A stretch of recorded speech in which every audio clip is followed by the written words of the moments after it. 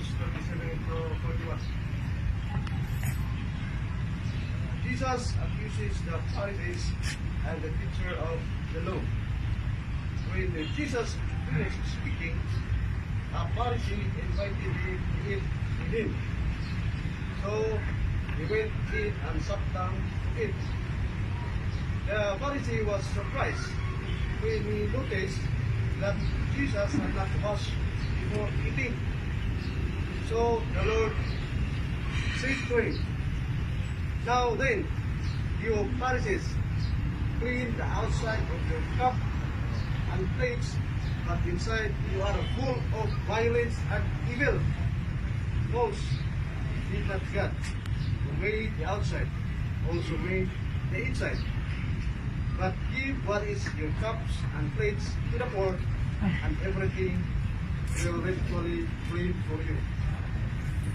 My dear brothers and sisters, according to the verse of today, it surely reminds us that there are people pretending religious, but the fact is they were doing nefarious event. Their hearts are full of greed and wickedness. But nevertheless, Jesus told us not to judge to our fellow man, because it is very difficult for us to know what's going on within other person's mind. What it really emphasizes here is that our inner spirit and motivation for what is right. My dear friends, thank you very much for listening to the words of God today.